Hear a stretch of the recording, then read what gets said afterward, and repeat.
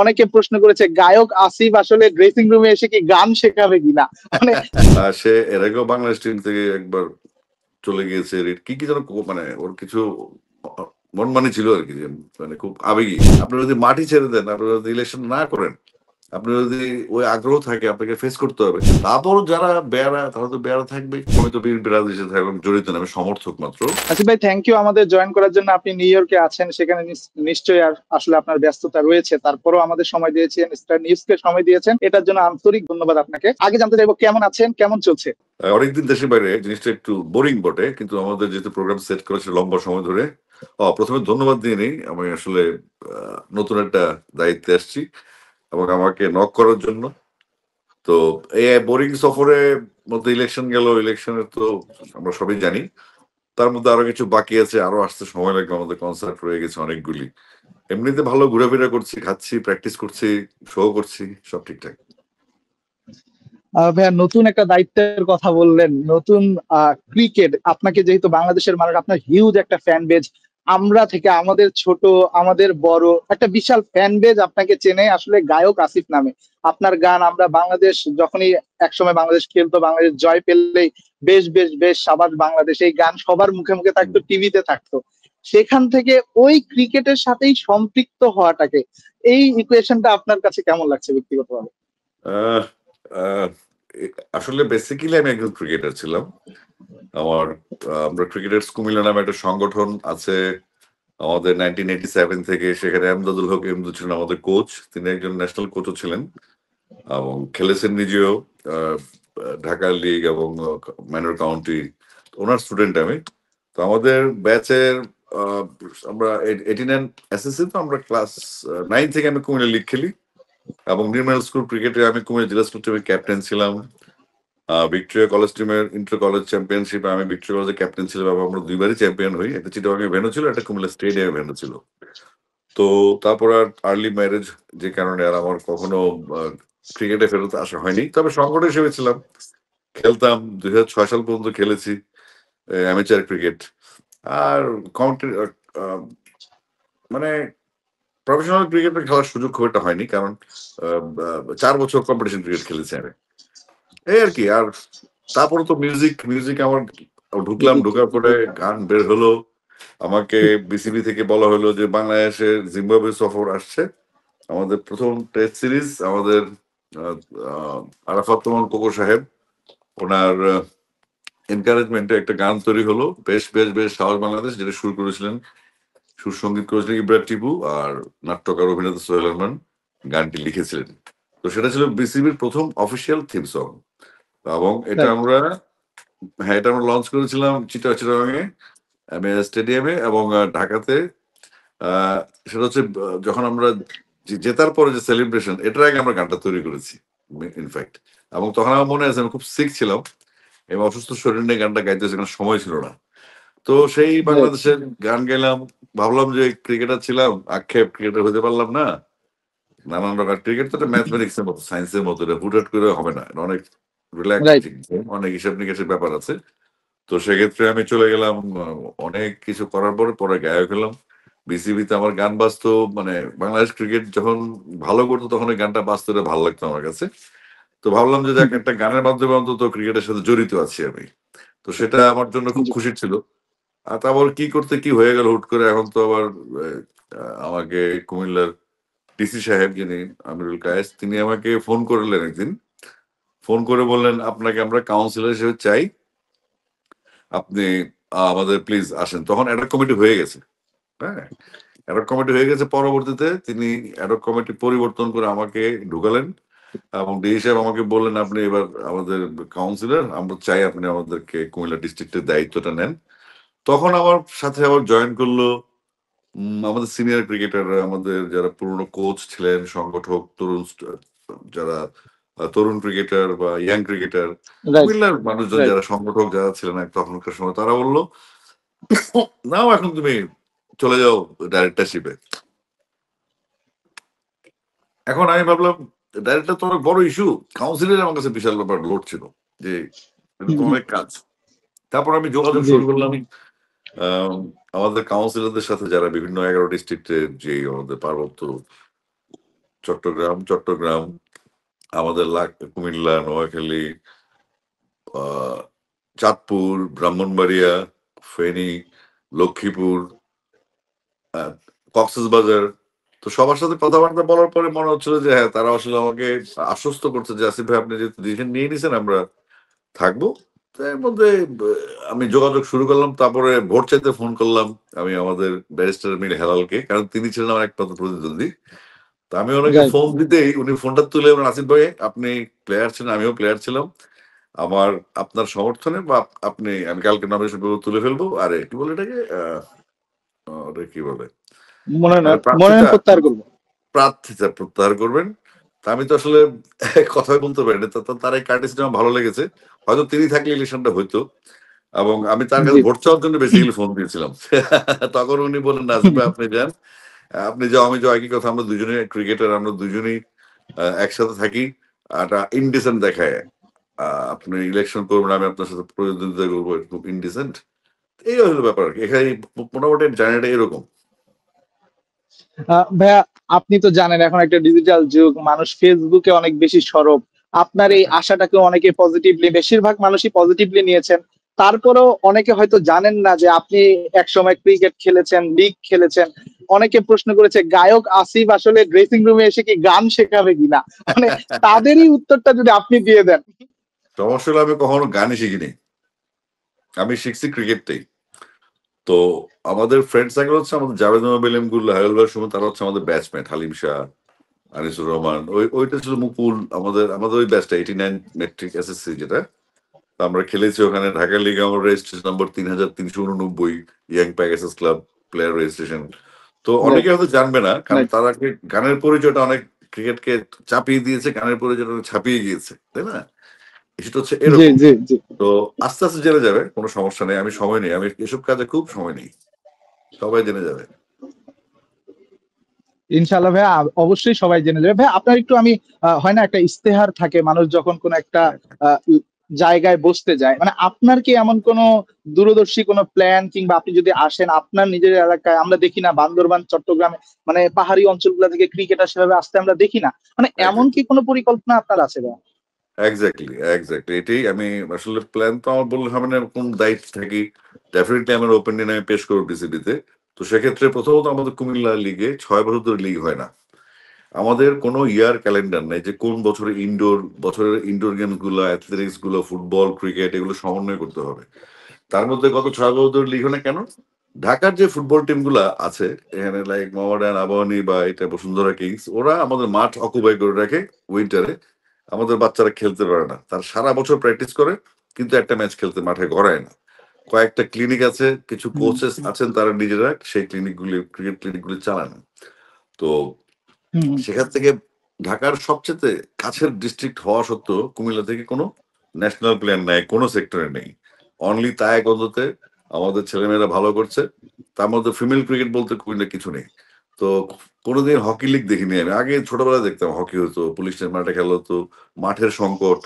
আর এটা হলো কুমিল্লার হিসাব গেল। আমরা এজ লেভেল নিয়ে কাজ করবো। অলরেডি আম্পায়ার রিফ্রেশার্স কোর্স শুরু হয়ে গেছে। এটা এই মাস থেকে শুরু, 2 তারিখ থেকে শুরু হলো আজকে। আর আমি তো এখন জয়েন করে নেই, আমি যোগাযোগ রাখছি। আমরা ভবিষ্যতে কি করবো সেটা হচ্ছে এইজ লেভেল, যেটা 13, 16, 19, এই লেভেলটা আমরা কাজ করার সুযোগ আছে। পাশাপাশি আমাদের মাঠের যে সংকটটা, সেটার জন্য ইয়ার ক্যালেন্ডার করতে হবে। আমাদের রেলওয়ে যে স্কুলটা আছে, রেলওয়ে যে স্কুলগুলি, হুম সেগুলো খুব অবহেলিত। সেখানে শিক্ষা দিকে খুব একটা মান নেই, খুব একটা একাডেমিক ক্যারিয়ার হয় না। স্কুলগুলো মোটামুটি অচল পর্যায়ে থাকে এবং তাদের সবচেয়ে বেশি প্রপার্টি সারা বাংলাদেশে আছে। তো আমরা যদি স্কুল লেভেলের ক্রিকেটারদেরকে ওই রেলওয়ের পাশাপাশি মাঠ লিজ দিতে পারি, রেলওয়ের জমি, যে খাস জমি যেগুলো, সেগুলো যদি বাচ্চারা খেলতে পারে, বাচ্চাদের খেলার যদি, হুম প্রত্যেকটা স্কুলের তো মাঠ নেই, সব স্কুলের মাঠ নেই। তো ওখানে যদি একটা আহ, নিরাপদ জোন তৈরি করা যায়, সেক্ষেত্রে যেখানে ট্রেন যায় আর কি, আমি জাস্ট ট্রেন লাইনের কথা হুম বলতেছি। আর বান্দরবান, খাগড়াছড়ি, রাঙামাটি, এটা হচ্ছে ওদের যে পাওয়ারটা আছে, এটা আমরা কাজে লাগাতে পারছি না কোনোভাবে, কারণ ওখানে লিগ হচ্ছে না বা হুম, কানেক্টিভিটি নাই। যেমন জি। আমরা হোম এন্ড অ্যাওয়ে সিস্টেম থাকতে পারে, যে রাঙামাটি এসে খেলবে কুমিল্লা আন্ডার 13 টিমের সাথে, কুমিল্লা যায়, বান্দরবান, রাইট। এগুলো স্পন্সর আছে, কিন্তু এগুলো সব সম্ভব। এগুলা পৃষ্ঠপোষকতা করার জন্য মানুষজন আছে। সমস্যা হলো সাংগঠনিক দক্ষতা এবং এই যে করেসপন্ডিং গুলো করতে হয় কারা, তারা অ্যাফিলিয়েটেড টিম যারা বাংলাদেশ, লাইক কুমিল্লা জেলা ক্রীড়া সংস্থা, সেখানে আপনি চাইলে কোনো ক্লাব মালিক হতে পারবেন না, কারণ আপনার কাছে সেকেন্ড ডিভিশন লিগ হয় না, থার্ড ডিভিশন হয় না, কোয়ালিফাইং রাউন্ড হয় না, সরাসরি প্রথম বিভাগ লিগে ওই যে মানে প্রথম বিশ্বযুদ্ধের সময় যে ক্লাবগুলো ছিল ওরাই খেলে। তো সেক্ষেত্রে জি। সংগঠন তৈরি হয় না, রাইট। এবং ওদের টিমে খেলতে হয়, ওরা 50% টাকা রেখে দেয়, তারপরে প্লেয়ারদেরকে দেয়। এবং আমাদের মতো সংগঠক যারা গত 37-38 বছর যাবত আমরা আমাদের টাকা দিয়ে টিম চালাই, আমার জায়গায় তো অন্য কেউ টিম চালায়, কিন্তু ওই যে তৃপ্তিটা যে নিজের ক্লাব হবে, এই সংগঠন হবে, একটা কোয়ালিফাইং রাউন্ড থাকবে, সেকেন্ড ডিভিশন থাকবে, বিলিয়ার্স প্রিমিয়ার মতো টিম উঠবে নামবে, প্লেয়াররা প্রস্তুত থাকবে সবসময় যে আমাদেরকে যেটা ঢাকা লিগ হয় সেই লিগটা আমরা সারা বাংলাদেশে স্প্রেড করতে হবে। তারপরে ফার্স্ট ক্লাস ক্রিকেট যেটা আমাদের সবচেয়ে অবহেলিত, অনলি ওয়ান ডে তে ফোকাস, টি-20 তে ফোকাস।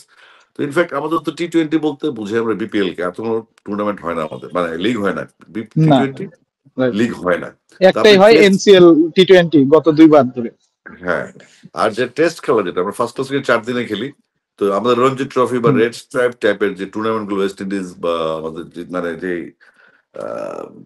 লোকাল যে রঞ্জি ট্রফি টাইপের খেলা হুম, 5 দিনের ঘরোয়া ম্যাচ, লিগ গুলো। যেখানে 5 দিনের ম্যাচগুলো হয়, তো সেখান থেকে কিন্তু টেস্ট প্লেয়ার বের হয়, তাই না? তো আমরা ওয়ান ডে তে ফোকাস করতে গিয়ে রাইট। আমাদের টেস্ট এবং টি-20 তে কিন্তু টোটালি আমরা বাজে অবস্থা। সেই কারণে আমাদের কোনো ইনফ্রাস্ট্রাকচার নাই, আমাদের কোনো লিগ নেই। তো এগুলো নিয়ে কাজ করার অনেক সুযোগ আছে। আর এজ লেভেল নিয়ে কাজ করতে পারলে ডিস্ট্রিক্ট লেভেল, আমি যেহেতু এতদিন পরে একটা দায়িত্ব পেলাম, আমি definitely Chittagong division, not only cricket, পাশাপাশি ফুটবল, হকি, হুম, ইনডোর গেমস গুলার একটা ইয়ার ক্যালেন্ডার, ইয়াং কাউন্সিলর আসছেন, রাজ্জাককে দেখলাম ডাইরেক্টর নিবেদিত হয়েছে।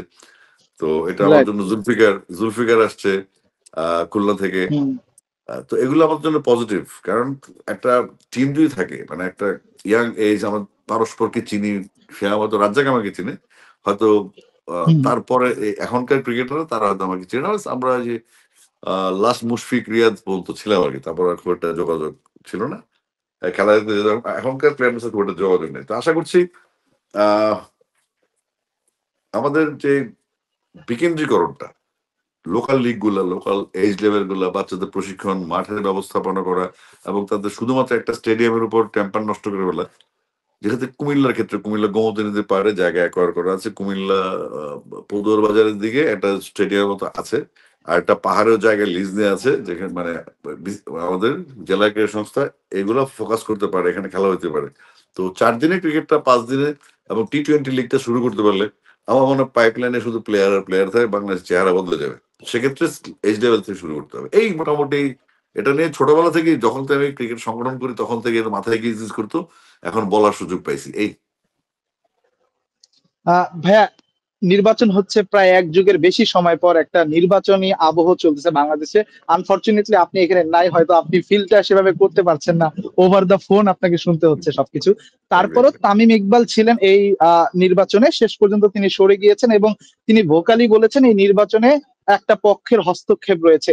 মানে আপনি দূর থেকে কিংবা আপনার যেগুলো কানেকশন সেগুলো শোনার পর আপনি আসলে তামিমের এই সরে যাওয়া কিংবা যে একটা একটা পক্ষের হস্তক্ষেপের অভিযোগটা এসেছে, এটা নিয়ে আপনার স্ট্যান্ডটা কি থাকবে আসলে? তামিম ইকবাল তো নিঃসন্দেহে আমাদের গ্রেট ওপেনার, আমাদের আহ, সম্পদ বাংলাদেশের, সে আমাদের অনেক সার্ভিসও দিয়েছে। বাট ওই ইলেকশনের ব্যাপারটা যেটা, সেটা তো আমি এখান থেকে অনেক কিছু বুঝবো না। তবে আমার মনে হয়েছে সে এর আগেও বাংলাদেশ টিম থেকে একবার চলে গিয়েছে, কি কি যেন মানে ওর কিছু মনমানি ছিল আর কি, যে মানে খুব আবেগী কিছু সিদ্ধান্ত ছিল। এটাও এক ধরনের আবেগী সিদ্ধান্তই। আর ইলেকশনে তো যে কাউন্সিলর যারা হয়েছে, এটা তো অ্যাডক কমিটির মাধ্যমে হয়েছে, সারা ডিস্ট্রিক্টে কমিটি হয়েছে, আমি নিজেও লেটে ঢুকেছি। তো এসব হুম, নিয়ে তামিমই ভালো বলতে পারবে আহ সে কেন যাচ্ছে, চলে গেল বা থাকলো না, বা কেনই বা আসলো। তবে আমার মনে হচ্ছে তার ইলেকশনটা করার পরে বুঝতে পারতেন কোথায় সমস্যা হচ্ছে, তাই না? আপনি যদি মাটি ছেড়ে দেন, আপনি যদি ইলেকশন না করেন, আপনি যদি ওই আগ্রহ থাকে আপনাকে ফেস করতে হবে, আপনি বলতেন যে 12টার সময়ের পরে বলতেন না অনিয়ম দেখছি আমি চলে গেলাম। তো আগে থেকে এই সমস্ত ব্লেম দেওয়ার কারণে জিনিসটা খুব ভালো লাগেনি আমার কাছে। এটা হয়তো ফেস করতে পারতো সে, পরবর্তী মিডিয়া ছিল, এখন তো ফোকাসড মিডিয়া, চারিদিকে কোনো ফাঁকিবাজ যদি সুযোগ নিত থাকতো, ধরতো, আমরাও জানতাম কি হচ্ছে এখানে, তাই না? তো আমি তো নিউ ইয়র্কে বসে যা দেখলাম, আমাকে আমার ডিসি সাহেব যে উৎসাহটা আমাকে দিয়েছেন বা আমাদের সিনিয়র সংগঠকরা, তামিমের সাথে বোধহয় এরকম লোক খুব একটা নাই যে তাকে ভালো সাজেশন দিবে, তার পুরনো সংগঠক। এবং তো ওর চাচা আকরাম ভাই, আকরাম খানও তো একজন অভিজ্ঞ মানুষ। তো আর তামিম ইকবালের ফ্যামিলির সাথে আমি ইনভলভ। নাফিস ইকবাল আমার আদরের ছিল। ওর ওর চাচা আফজাল আমার ক্রিকেট মেট ছিল, আমরা চিটং লিগ খেলতাম একসাথে। ওরা খেলতো ফ্রেন্ডস ক্লাবে, আমি খেলতাম বার্ড শিপিং কর্পোরেশনে। তো আমাদের যাওয়া আসা আছে। ফারুক ভাই, তারা তো ফ্যামিলি মেম্বারই, নাফিস, তামিম, আকরাম খান। তো ওনাদের সাথে আমার ব্যক্তিগত অনেক সম্পর্ক ভালো, যে কারণে আমি শুধু বলবো তামিমের আবেগটা একটু নিয়ন্ত্রণ করতে পারলে মানে আমাদের বাংলাদেশ ক্রিকেট আরো উপকৃত হতো। আসলে ডিরেক্টর হওয়ার পর তো নির্বাচনটা হবে, তাই না? তো ডিরেক্টরশিপটা নির্বাচনটা হবে 6 তারিখে। তো 6 তারিখে মনোনয়নপত্র প্রত্যাহার করে নেওয়ার পর আর কথা থাকে না। প্রেসিডেন্ট তো অনেক দূরের ব্যাপার। তো সেক্ষেত্রে আমার মনে হয় আমরা স্বচ্ছ কোনো মেসেজ পাইনি যে কেন নির্বাচন হচ্ছে না। আর এভাবে এগুলো বাইরে বললে হয় কি, আমাদের যেগুলো ভিতরের সমস্যা ছিল এগুলো বাইরে বললে, বলার আগে ডিসকাশন থাকলে ভালো। এতে হয় কি, কাদা ছড়াছড়িটা হয় না, মানুষও ভুল বুঝে না। কারণ বাংলাদেশের মানুষ তো ফেসবুক ফ্রিক। যে এখন হুম হুম টু পাস করছে, যে পিএইচডি করছে, তারা সব একই প্ল্যাটফর্মে আছে। সুতরাং কে কার মন্তব্য শুনবে, কে কার কথা শুনবে, তাই না? তো সেক্ষেত্রে আমার মানে এসব জি। নিয়ে একটু প্রাইভেসি মেনটেন করা ভালো। বিশেষজ্ঞদের সাথে কথা বলে বা আইনজ্ঞের সাথে কথা বলতে পারতো। তো এটা অনেক কিছু হতে পারতো, আলোচনার মধ্যে থাকা ভালো। কারণ প্রত্যেক দিন তাই ইকবাল জন্ম নেবে না, তাই ইকবাল একবারে জন্ম নিয়েছে, তাই না?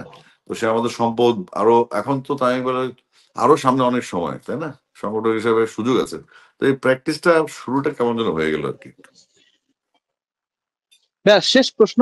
আমি একটু জানতে চাইবো যে আপনি গত 16-17 বছর ধরে আহ বেশ ভোকাল ছিলেন, অন্যায়ের বিরুদ্ধে বেশ ভোকালি কথা বলেছেন, রাজপথে ছিলেন। আপনি এই নির্বাচন করছেন, আপনি কি গায়ক আসিফ কিংবা ক্রীড়া সংগঠক আসিফ হিসেবে করছেন, নাকি আপনারও পলিটিক্যাল, আপনাকে পলিটিক্যাল ভাবে আমরা ধরবো যে আপনি পলিটিক্যাল একজন পার্সন? না, ওইটা ভাবার কোনো সুযোগ নেই। এই কারণে আপনি নিশ্চয়ই দেখেছেন যে 11 জন পদত্যাগ করেছে, তাদের ব্যাকগ্রাউন্ডে কিন্তু পলিটিক্স এর একটা ব্যাপার ছিল, তাই না? ম্যাক্সিমামেরই, যার যে 11 জন ছিল। তো আমার তো, আমি তো বিএনপি রাজনীতির সাথে এখন জড়িত না, আমি সমর্থক মাত্র। আর দলকে ভালোবাসি, দল যদি মনে করে আমাকে লাগবে তখন আমি দলকে সাপোর্ট দিই। তাও সেটা আমি সরাসরি বেগম খালেদা জিয়ার নেতৃত্বে আছি, ডিকটেশন অনুযায়ী আমি চলছে। তো ওনার সাথে তো আমার কথা হয়নি এখনো। আর বিএনপির কোনো পর্যায়ের কোনো কমিটিতে আমি নাই। এবং আপনি কোনো মিটিং মিছিল আমাকে দেখবেনও না। যে গত এ ৫ই আগস্ট, আগেরটা বাদ দিলাম। যখন ২০১১ ইস্যু বাদ দিলাম, তারপর থেকে আমি আর যাই না। যখন রিজাইন করলাম দল থেকে। তো হুম দল থেকে রিজাইন করার পরে তো ১৪ বছর হয়ে গেল। তারপর তো আমি পার্টির কাজ করেছি।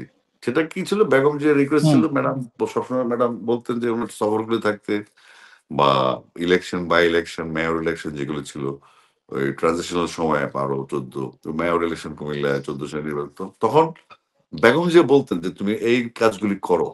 তো উনি আমাকে যখন বলতেন তখন আমি করতাম। এটা দলের থেকে রিজাইনের পরেও আমি কাজগুলো করেছি এবং ওনার সাথে প্রায় ১৭ সাল পর্যন্ত আমি সফর করেছি। তো সুতরাং আহ, তারপর আমি তখন কিন্তু দলে ছিলাম না, সমর্থক হিসেবে হুম এখন হুম ছোটবেলায় ছিলাম, এখনো সমর্থক হিসেবে আছি। দলকে ভালোবাসি, দ্যাটস ইট। কিন্তু কোনো কর্মকাণ্ডে আমি নাই। যেমন সবার আগে বাংলাদেশ কনসার্টটা, সবার আগে বাংলাদেশ কনসার্টটা ছিল কিন্তু কোন দলের কনসার্টের বাইরে, সবার আগে বাংলাদেশ থিম নিয়ে।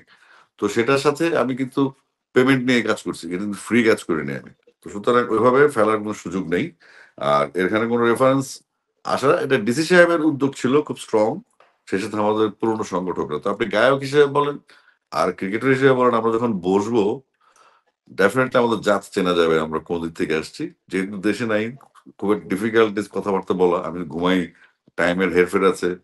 মানে এদিকে ৮টা বাজে, ওদিকে ১০টা বাজে, একটা মুশকিল সেট আপ করা। তাহলে আরো বলুক, হুম মানুষ কথা হুম বললে ভালো। তো এখন তো জুলাই বিপ্লবের পরে প্রথম সফলতা হচ্ছে মানুষ কথা বলতে পারে। আগে তো পোস্ট ডিলিট করো, হুম কথা বললে খবর আছে, এই কালচার তো চলে গেছে। তো আমার কথা হচ্ছে মানুষ কথা বলুক, এই আলোচনার মাধ্যমেই ভালো কিছু হবে। আর আমি আমার যে আইডিওলজি, আমার যে এথিক্যাল যে মুভমেন্ট, সেটা অতীতে যা দেখেছেন ভবিষ্যৎ তাই থাকবে ইনশাল্লাহ, গ্যারান্টি। হুম। দেশে কবে ফিরবেন ভাই? আমার ২৬ অক্টোবর বোস্টনের লাস্ট শো, ভার্জিনের লাস্ট শো। আমাদের টানা শো আছে, আরো প্রায় ৭টার মতো কনসার্ট। এগুলা আগেই আমি কন্ট্রাক্টেড, যেগুলো আমি আসতে পারছি না।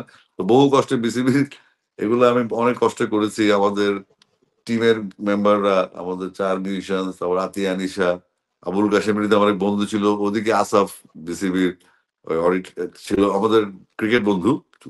ওই ইয়াং প্যাকেজ যে আমার রেজিস্ট্রেশন করলো আগে 3389 হুম। আমার রেজিস্ট্রেশন নাম্বার। স্বাধীনতা পরে বাংলাদেশ আচ্ছা। 3389 নম্বর প্লেয়ার আমি বিসিবি এনলিস্টেড। এবং আমি বাংলাদেশ আম্পায়ার্স বোর্ডের আজীবন সদস্য, ক্রিকেট আম্পায়ার্স বোর্ডের, যেখানে আমি ন্যাশনাল লিগ চালিয়েছি অ্যাজ আম্পায়ার এবং কনিষ্ঠতম আম্পায়ার হিসেবে। তো আমাদের রিফ্রেশার্স কোর্স করা আছে মহিউদ্দিন আহমেদ মন্টুর কাছে, সেটা 1990 সালে। আর এই হলো মূল হুম। কাহিনী। তো আস্তে আসি, দেশে আসি, আসার পরে অবশ্যই কথা হবে, কিন্তু কথা চলবে। জুলাই বিপ্লবের সফলতা হচ্ছে আমরা কথা বলতে পারবো, আমরা কথা শুনবো, উত্তর দিব, সমালোচনা করবো, আলোচনা করব। এর বেশি আর কিছু তো নাই। তারপর যারা বেয়ারা, তারা তো বেয়ারা থাকবে। তো আসলে আপনি বুঝতে পারবেন, আপনার তো মানুষ, আল্লাহ নিজে বৈচিত্র্য পছন্দ করেন, তাই না? আমাদের তো সব চেহারা একরকম হয়ে যেত। বৈচিত্র্য থাকবে, নো প্রবলেম। থ্যাংক ইউ, আপনি অনেকদিন ঘুরেছি আপনাকে, এই জন্য আমি দুঃখিত যে আসলে না ইন্টারেস্ট ভাইয়া, না ভাই, ইটস ওকে, থ্যাংক ইউ। আপনার জন্য শুভকামনা ভাই। আপনি দেশে ফিরলে অবশ্যই দেখা হবে, এবং আপনার জন্য শুভকামনা থাকবে আপনি যেন বিসিবি পরিচালক হিসেবে নিজের দায়িত্বটা সৎ এবং নিষ্ঠাবান হিসেবে পালন করতে পারেন। ইনশাল্লাহ। ধন্যবাদ ভাইয়া।